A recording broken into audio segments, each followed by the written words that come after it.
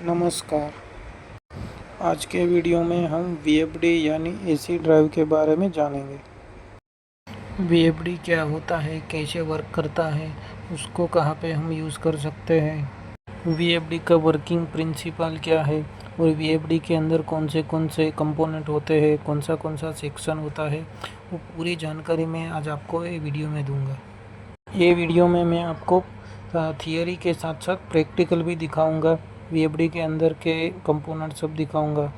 Theory के साथ साथ मैं आपको प्रैक्टिकल भी करके दिखाऊंगा। मोटर को हम VFD से आज रन करेंगे और देखेंगे कि कैसे VFD पूरा अपना फंक्शन करता है।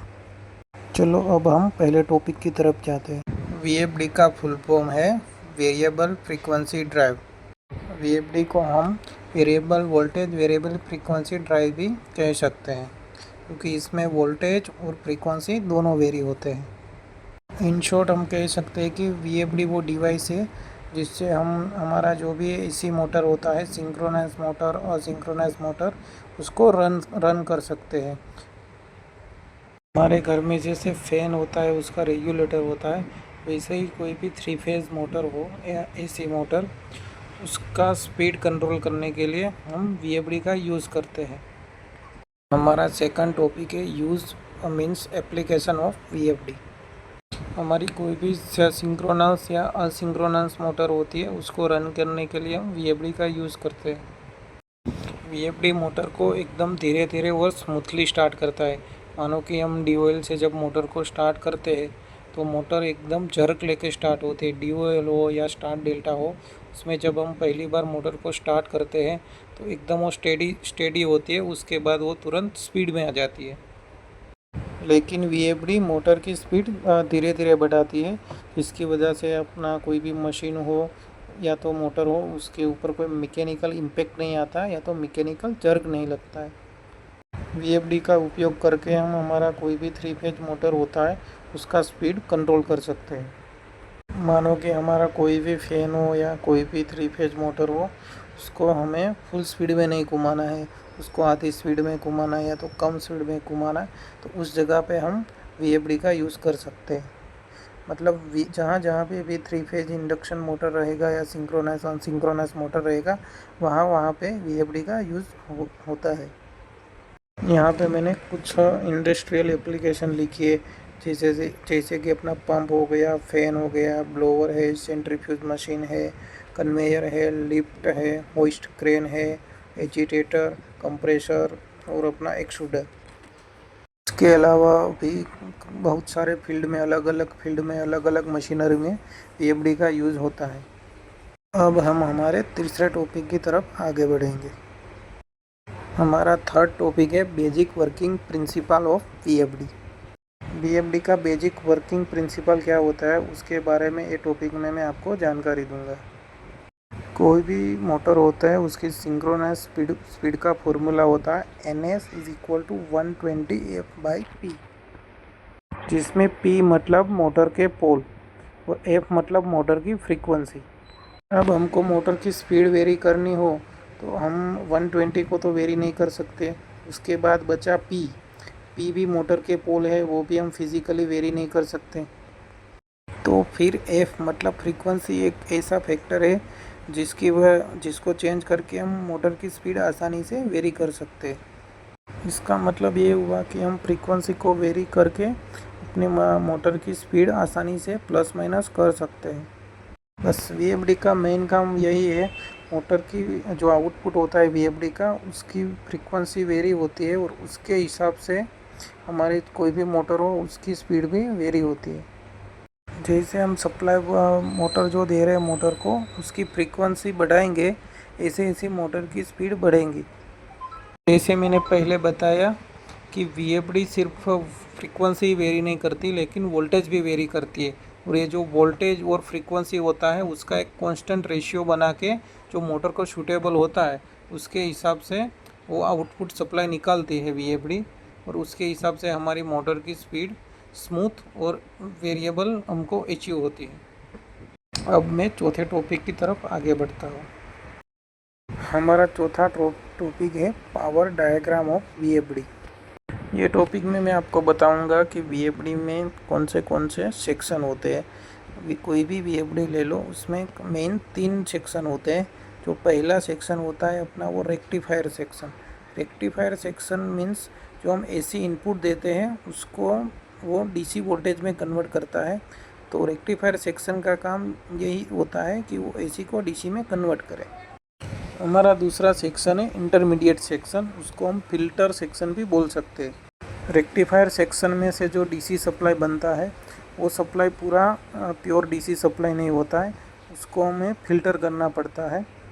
उसको फ़िल्टर करने के लिए कुछ वीएफडी में सिर्फ कैपेसिटर रहता है और कुछ वीएफडी में कैपेसिटर और इंडक्टर दोनों रहता है।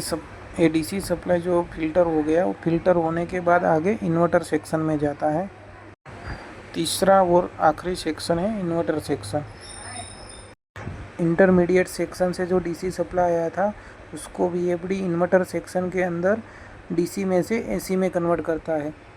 लेकिन जो इन्वर्टर सेक्शन में से जो एसी आउटपुट निकलता है वो एसी आउटपुट वेरिएबल फ्रीक्वेंसी और वेरिएबल वोल्टेज वाला सप्लाई होता है। इसका मतलब हमने वीएफडी में इनपुट में 415 वोल्ट या 440 वोल्ट 3 फेज सप्लाई दिया 50 हर्ट्ज़ का, लेकिन उसके आउटपुट में हमको 0 हर्ट्ज़ से लेकर वीएफडी की अलग अलग रेंज होती है। 400 हर्ट्ज़ तक हमको आउटपुट में एसी सप्लाई मिलेगा। और जो भी आउटपुट वोल्टेज की कैपेसिटी है वो हम जितना इनपुट वोल्टेज होता है उसके हिसाब से हम आउटपुट वोल्टेज वेरी कर सकते हैं। अब आगे मैं वीएफडी का स्कीमेटिक पावर डायग्राम आपको दिखाऊंगा। ये डायग्राम में आप वीएफडी के तीनों जो मेन सेक्शन थे वो देख सकते हैं। वो तीनों को मैंने बॉक्स करके मार्किंग किया हुआ है। हमारा जो इनपुट सेक्शन है, जो रेक्टिफायर सेक्शन, उसमें डायोड लगे हुए रहते हैं। जो एसी 3 फेज सप्लाई होता है उसको डीसी में कन्वर्ट करता है। वो डीसी सप्लाई आगे इंटरमीडिएट सेक्शन में एंटर करता है। इंटरमीडिएट सेक्शन में इंडक्टर और कैपेसिटर लगे हुए रहते हैं। रेक्टिफायर सेक्शन में से जो डीसी सप्लाई बना था वो इंटरमीडिएट सेक्शन में फिल्टर होता है। जैसे आप डायग्राम में देख सकते हो, तीसरे सेक्शन में हमारा आईजीबीटी रहता है। जैसे रेक्टिफायर सेक्शन में डायोड रहता है और इंटरमीडिएट सेक्शन में कैपेसिटर्स और इंडक्टर रहते हैं, वैसे हमारे तीसरे इन्वर्टर सेक्शन में आईजीबीटी रहता है। बस यही इन्वर्टर सेक्शन का मेन फंक्शन होता है वीएफडी में। ये आईजीबीटी को हम गेट पल्स से कंट्रोल करके वेरिएबल आउटपुट वोल्टेज और आउटपुट फ्रीक्वेंसी निकाल सकते हैं। आगे वीडियो में मैं आपको एक वीएफडी को ओपन करके ये तीनों सेक्शन जो है उसको फिजिकली दिखाऊंगा। ये मैंने एक वीएफडी को ओपन किया हुआ है, उसमें आप सारे सेक्शन देख सकते हो। पहले हम ड्राइव का इनपुट टर्मिनल देखते हैं, जहाँ से हम 3 फेज सप्लाई को ड्राइव के अंदर एंटर करेंगे।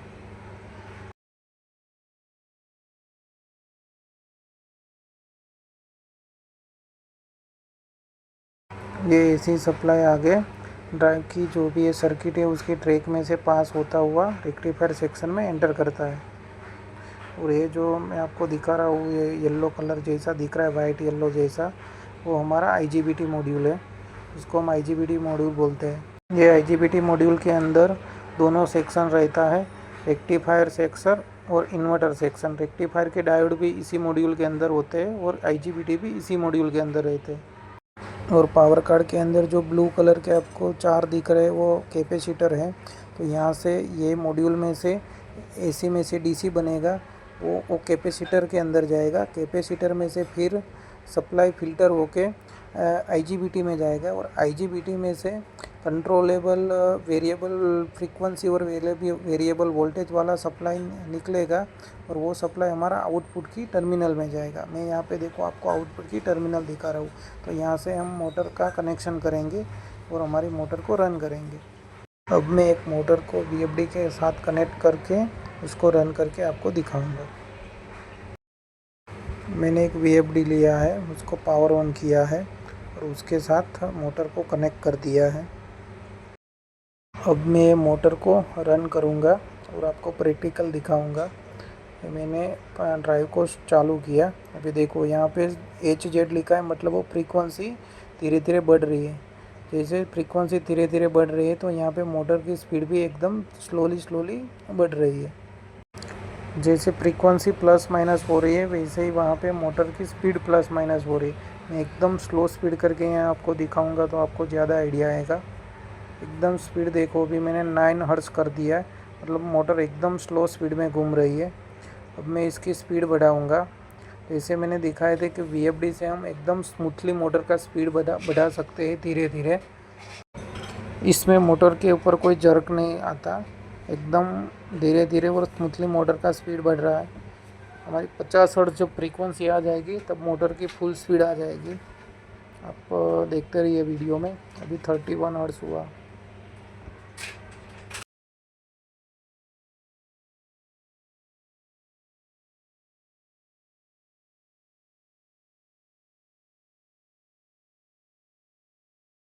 हाँ, अब 50 हर्ट्ज़ आ गया पूरा स्पीड। तो मोटर का स्पीड भी एकदम जो भी उसका रेटेड स्पीड था 1440 वो आ चुका है। अब हम लास्ट टॉपिक की तरफ आगे बढ़ते हैं। लास्ट टॉपिक था बेनिफिट्स ऑफ VFD। पूरा वीडियो देख के आपको पता तो चल गया होगा कि VFD यूज़ करने का बेनिफिट क्या है। वो पहला बेनिफिट है कि provide soft starting to the motor without jerk, जो हमने देख लिया। फिर हम मोटर का स्पीड भी वेरी कर सकते हैं, जो ड्यूल और स्टार डेल्टा में फैसिलिटी हमको नहीं मिलती है कि स्पीड वहाँ पे जो भी है मोटर वो अपने फुल स्पीड पे घूमती है। यहाँ हम स्लो स्पीड, फास्ट स्पीड सब कर सकते हैं। और VFD यूज़ करने से एनर्जी सेविंग भी होता है। मानो ड्यूल में जब हम स्टार्ट करते हैं तो वो 7 गुना करंट ले लेती है मोटर, और स्टार डेल्टा में भी 3 गुना करंट जाता है स्टार्टिंग में। तो ये सब जो भी है एम्पियर का वेस्ट होता है, अपना पावर का kWh का वेस्ट होता है, वो VFD यूज़ करने से नहीं होता है। और रनिंग कंडीशन में भी VFD इनपुट में से कम पावर कंज्यूम करती है आउटपुट की कंपैरिजन में। VFD के अंदर ही हम मोटर के एम्पियर देख सकते हैं, वोल्टेज देख सकते हैं, फ्रीक्वेंसी देख सकते हैं, मोटर के रनिंग हावर्स देख सकते हैं, मोटर के kWh देख सकते हैं। तो ये सब मोटर VFD के अंदर ही होता है, तो हमको कोई एक्स्ट्रा मीटर लगाने का खर्च नहीं लगता है। तो ये भी एक VFD यूज़ करने का हमारा बेनिफिट है। VFD के अंदर बहुत सारे प्रोटेक्शन रहते हैं जो मोटर को प्रोटेक्ट करते हैं। ग्राउंड फॉल्ट हो गया, हेवी एम्पियर अगर चला गया, या तो कहीं पे शॉर्ट सर्किट हो गया, तो VFD पहले से अलार्म दे देता है। तो हमारा मोटर का भी सेफ्टी रहता है और मैकेनिकल भी जर्क कम लगता है। उसकी वजह से हमारा मशीन का भी लाइफ टाइम बढ़ता है। थैंक यू दोस्तों, यहाँ पे मैं अपना वीडियो पूरा कर रहा हूँ।